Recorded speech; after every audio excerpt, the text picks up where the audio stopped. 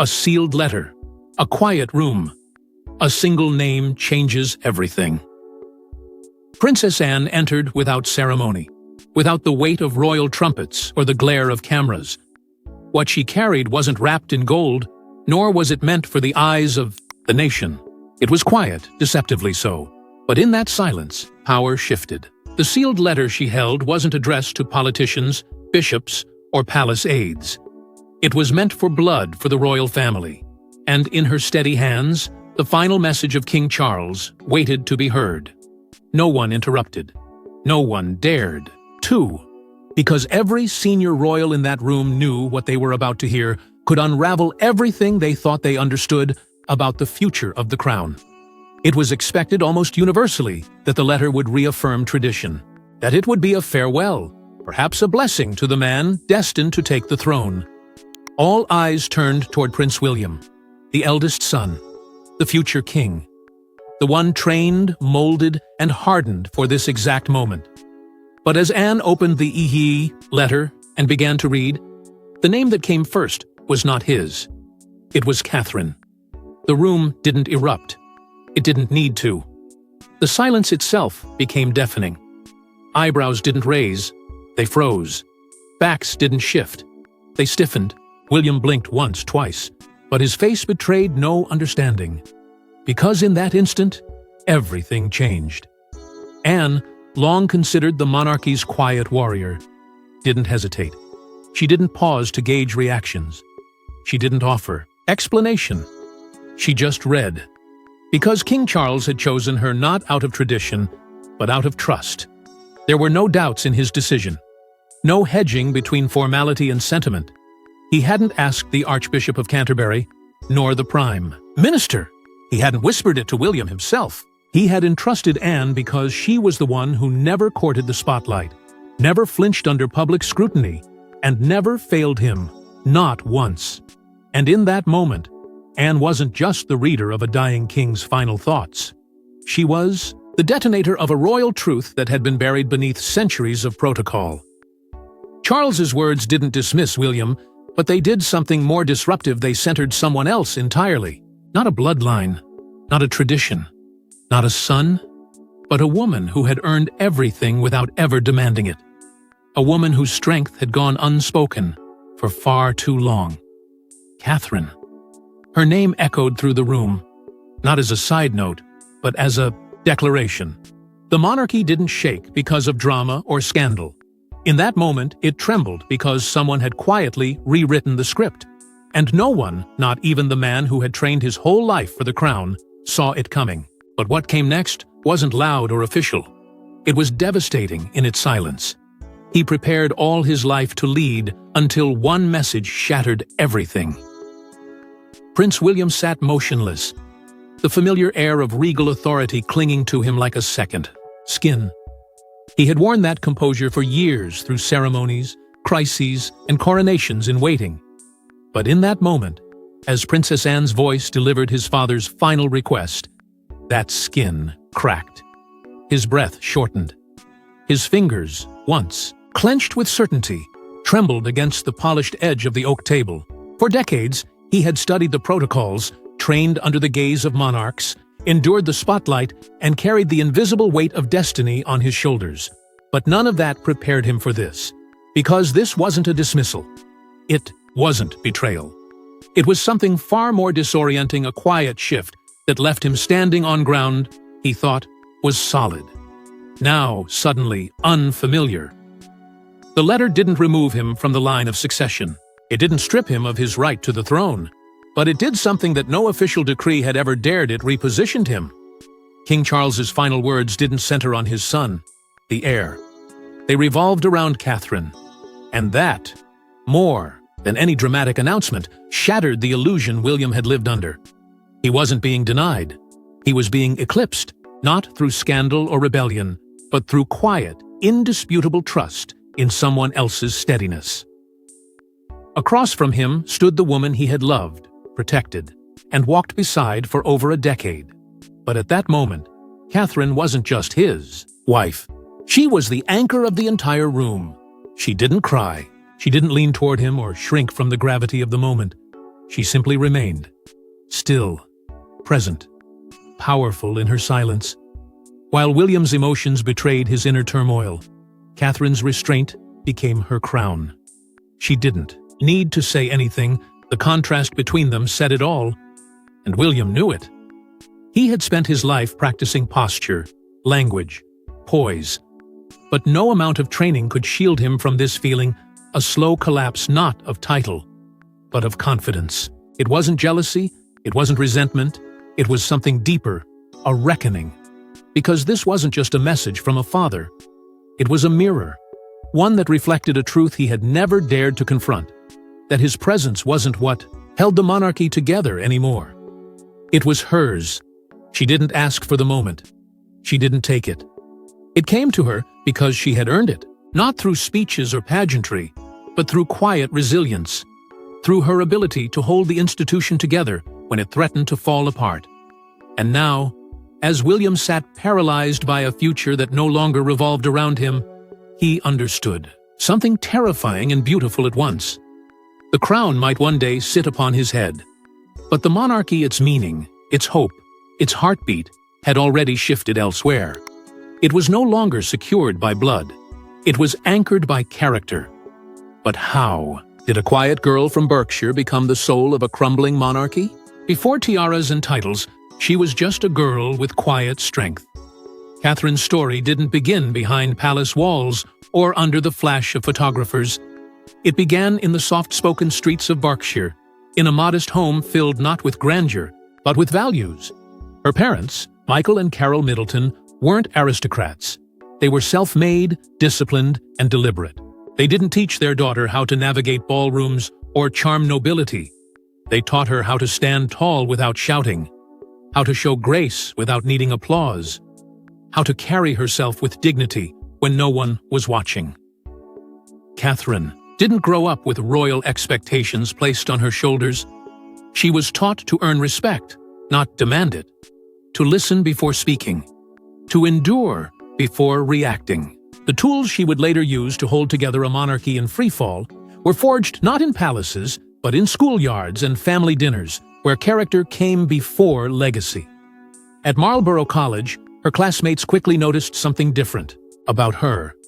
She wasn't the loudest in the room, but when she spoke, people leaned in.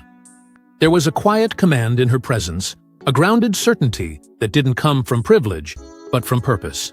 While others chased recognition, she remained steady.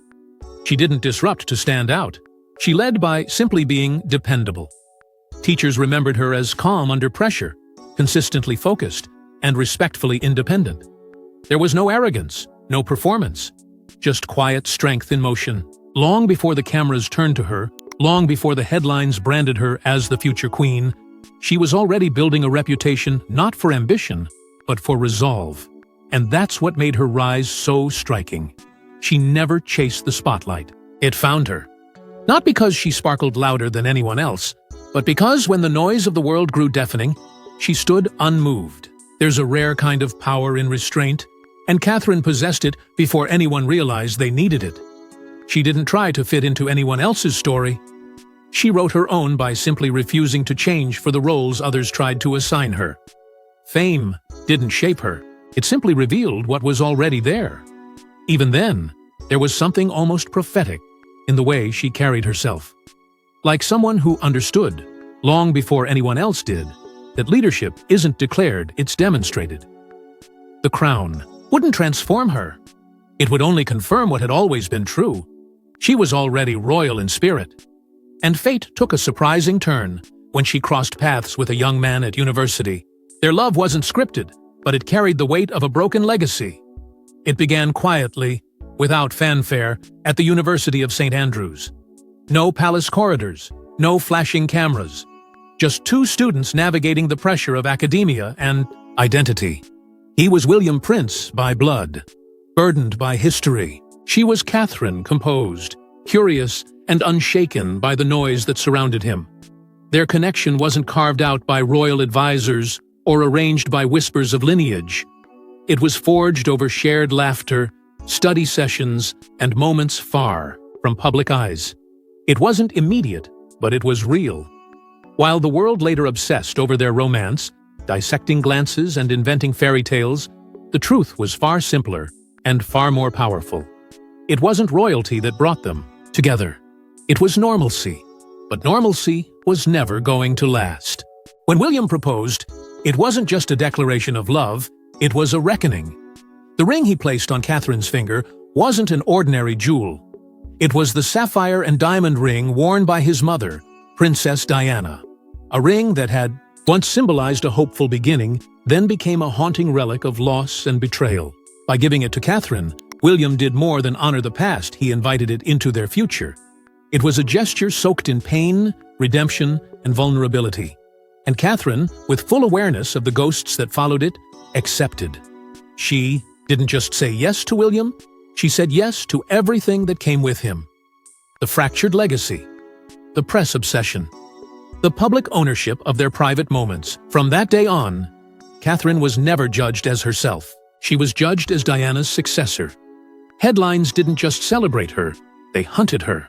Every smile compared, every outfit measured, every move scrutinized through the lens of a woman who had been martyred by both love and institution. The public didn't just want another royal bride. They wanted a restoration, a correction. They wanted the fairy tale ending Diana never got, and they demanded Catherine deliver it, without flaw, without complaint. But she didn't imitate. She didn't crumble. And she didn't play the role the world scripted for her. She honored Diana's legacy not by becoming her shadow, but by remaining Catherine, steady, calm, and unapologetically real.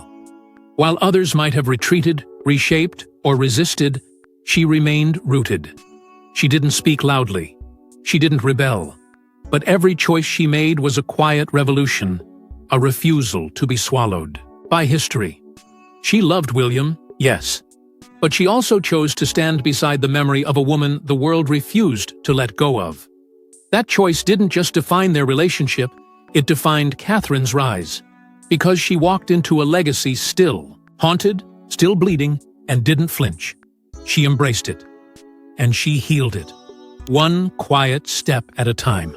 But the fairy tale wedding was only the beginning of a war fought in silence.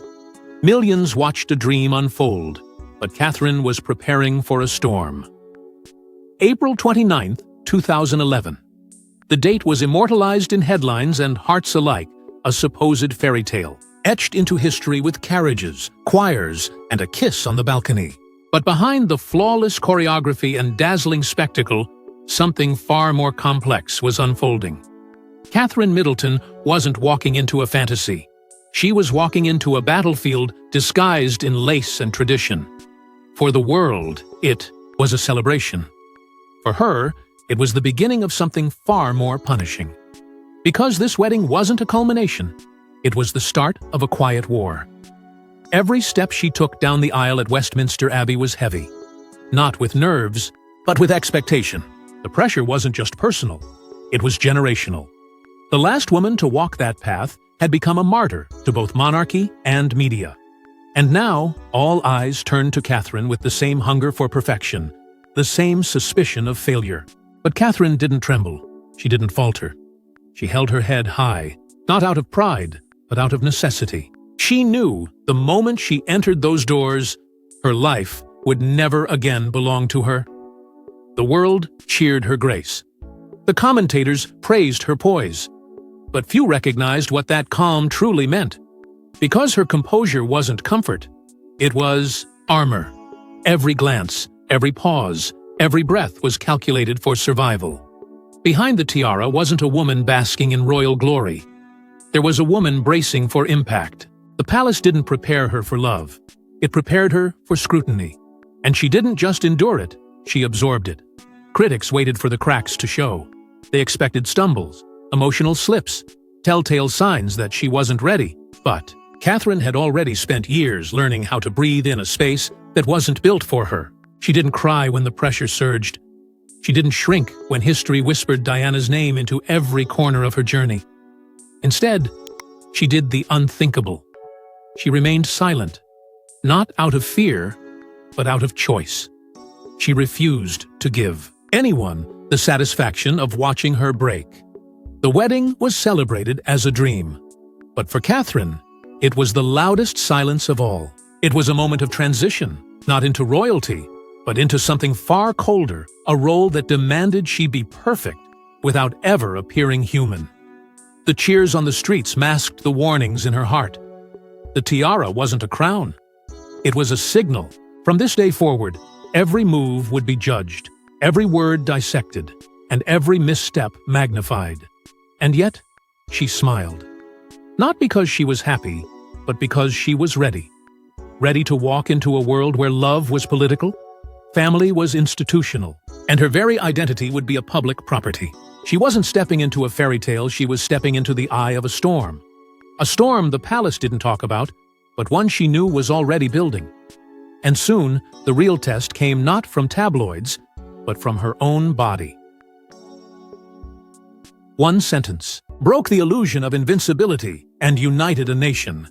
She sat alone, no grand backdrop, no royal symbols behind her, no flashing lights, no press conference, just a quiet space and a voice that refused to tremble. When Catherine said the words, "I have cancer," she didn't just make an announcement, she tore through centuries of royal mystique. There was no script, no attempt to cushion the blow. Just a woman, stripped of title and protocol, sharing the most vulnerable truth of her life. And in that moment, something profound happened. The crown was no longer a symbol of power. It became a symbol of pain, endurance, and undeniable humanity. There was no warning, no let-up in tabloids or whispers in the press. Her diagnosis, kept tightly guarded for weeks, was not turned into a PR campaign. It was offered with dignity, with purpose, and with a stillness that stopped the world mid-breath. And instead of headlines screaming scandal or suspicion, the response was a wave of something rare in modern royal life empathy. Letters poured in by the thousands, from mothers undergoing treatment, from survivors who had felt the same fear, from children who had watched their parents fight. Strangers across every corner of the globe reached for her not as a princess, but as one of them. For once, royal duty didn't demand perfection. It asked for honesty. And Catherine gave it. She didn't plead for sympathy. She didn't craft a narrative. She simply showed up, as she always had, calm, composed, and quietly strong.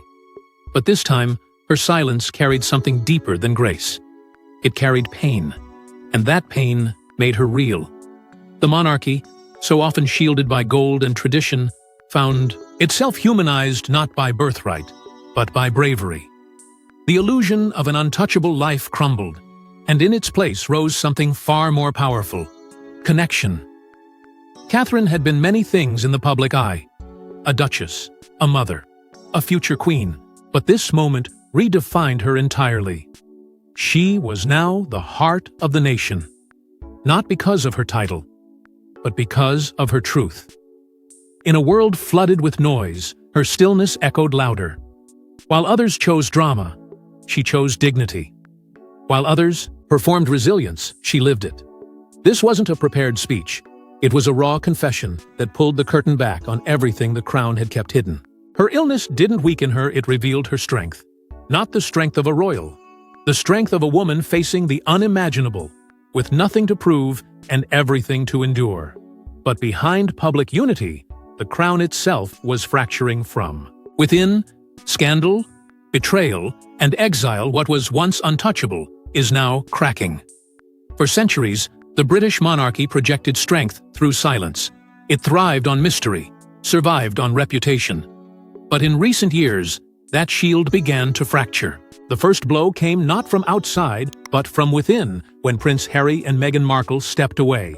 Not just from royal duties, but from the very idea of the monarchy itself. What had long been kept behind palace gates was dragged into the global spotlight. Racism, mental health neglect, emotional abandonment. The accusations weren't just personal, they were institutional, and they landed like dynamite beneath the throne. In the eyes of millions, the royal family no longer seemed composed. It seemed cold, detached, fragile. The departure of the Duke and Duchess of Sussex wasn't just a headline, it was a revelation. The House of Windsor was no longer united. It was unraveling. Then came the disgrace of Prince Andrew. What had once been whispered in corridors was now shouted in courtrooms. His associations, lawsuits, and multi-million-pound settlement didn't just tarnish his name, they cast a long, damning shadow over the entire royal lineage. The monarchy's moral center, if it still had one, was shaken. The Queen, once the institution's impenetrable shield, was now gone. And in her absence, the cracks deepened. Scandal no longer bounced off the crown it stuck. And the public began to ask a dangerous question. Is the monarchy still worth believing in? Caught in the middle of this chaos was Prince William, the heir meant to be the modern answer to an outdated system. But every step he took was a tightrope between tradition and transformation. Speak too little, and he was cold. Speak too much, and he was accused of pandering. His every move became a test, his every silence a verdict. The man once celebrated as the monarchy's future now seemed burdened by its decaying past. He wasn't just a prince. He was a hostage of history, tasked with reviving a legacy while navigating a world that no longer bowed unquestioningly to crowns and castles. And yet, in the center of this storm, one figure never wavered: Catherine. While others fumbled statements, fled duties, or fueled drama, she stood still, unmoved, constant. She didn't chase attention, and she didn't hide from responsibility. She became the monarchy's quiet equilibrium, offering no scandals, no speeches, just steady presence. In a time when the royal family seemed defined by instability, Catherine redefined royalty itself not as a spectacle, but as a service. She wasn't just surviving the collapse. She was holding the fragments together with grace that could not be taught. Public trust was in free fall. Legacy no longer guaranteed loyalty. The palace once stood as a symbol of continuity. Now it trembled, with the weight of its own contradictions. And just when the institution seemed poised to fracture completely, and then another letter appeared, one that would rewrite history again. From beyond the grave, the Queen confirms what history had already begun to write. Just as the family absorbed the shock of King Charles's final letter, Princess Anne reached once more into her coat. But what she pulled out wasn't new, it was worn. Yellowed with age, its edges softened by time and memory. A second letter, written long before the crown passed hands, by the only monarch in recent history whose silence commanded more than speeches ever could. Queen Elizabeth II. It wasn't marked for Parliament. It wasn't drafted for press release. This was personal, private, and sacred. A final confession unshared until the family was ready to hear it. Anne unfolded it slowly. Her voice didn't rise, but something in the room did. Weight, energy, destiny. It became clear this message wasn't just another royal reflection, it was a reckoning. In it, the late Queen detailed conversations she had shared with Anne in her final months. Not about politics or titles, but about people. About the one person she watched quietly rise from the shadows of public scrutiny into a light no ceremony could manufacture. A woman who never chased the crown, but carried its burdens anyway. She has the soul of a queen. Elizabeth had written, not will have, not might become, but has. The present tense spoke volumes. In those few words, the Queen, who had reigned with precision and withheld praise from all but the most deserving, confirmed what many had felt, but never dared say. Catherine was not merely part of the royal image. She was its heartbeat. Where others leaned on tradition, she leaned on instinct. Where others commanded attention, she commanded respect without demanding it. The letter didn't read like a plan. It read like prophecy. Elizabeth spoke of Catherine's ability to endure where others collapsed, to lead without title, to unify without force. She was not described as a consort, an accessory to a king, but as a cornerstone. Someone who would not simply support the monarchy, but anchor it. Someone the Queen herself, despite her lifetime of witnessing political games and familial fractures, had quietly begun to see as the monarchy's future not because of blood, but because of character.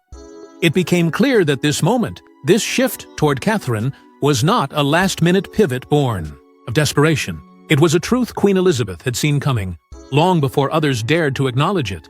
A quiet trust built not on hierarchy, but on observation.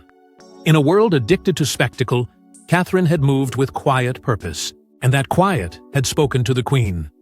This wasn't about breaking tradition. It was about fulfilling a vision that had long been gestating in the shadows of royal history. Catherine wasn't chosen in the aftermath of crisis. She had been recognized through a lifetime of poise, humility, and silent strength. And as Anne folded the letter shut, no one in the room spoke. They didn't need to. The old Queen had said what no one else had dared, that this wasn't a change, it was a confirmation. And then, Charles's final words sealed that truth forever. Not a royal decree, but a dying father's plea to the future. As the final letter was unfolded, there was no royal seal, no embossed insignia, no parchment gilded in tradition, just paper, aged, creased, and deeply human. A handwritten message from King Charles, not to the nation, not to the court, but to his son and the woman beside him. And as Princess Anne read it aloud, the layers of monarchy peeled back. It wasn't the voice of a monarch giving orders. It was a father letting go. The room stilled, not with ceremony, but with something far more powerful, truth. And in that, truth came the line that would echo louder than any coronation speech, more enduring than any crown jewel. Protect her. Let her lead when the wind grows cold. It wasn't instruction, it was trust. In those few words, Charles did what generations before him never dared. He placed the future not in the rigidity of bloodline, but in the clarity of character. He wasn't choosing between heirs. He was revealing what had always been quietly growing beneath the surface, that Catherine, through grace, endurance, and unwavering calm, had become the soul of the monarchy. Not through inheritance, but through conviction. Not by demanding the throne, but by quietly earning the weight it carried. And William knew, as he sat beside her, hearing the words that pierced centuries of royal conditioning, he didn't feel challenged. He felt freed. Freed from the illusion that duty must always be rigid. Freed from the fear that leadership required spectacle. Because beside him was someone who had already been leading not with titles or proclamations, but with stillness, empathy, and relentless consistency. She had anchored his family, the public's faith, and now, according to his father, she would anchor the future. Charles didn't name a new monarch. He did something far more radical. He acknowledged a new kind of monarchy, one that didn't rely on spectacle, but on substance. One that saw strength not in noise, but in stillness. One that recognized that what the people needed wasn't another royal figurehead, but a human force of balance. Catherine was never meant to be a placeholder. She was always meant to be the pillar. And even before the words were spoken, her leadership was already in motion. It had been there in every moment. She didn't break under scrutiny. In every time she held the family together without applause. In every silent gesture that said more than speeches ever could. Quiet, unshakable, enduring.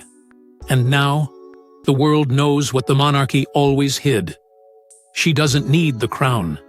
She already carries it. Thanks for watching. Share your thoughts in the comments section, and don't forget to like and subscribe, and we will see you in the next one.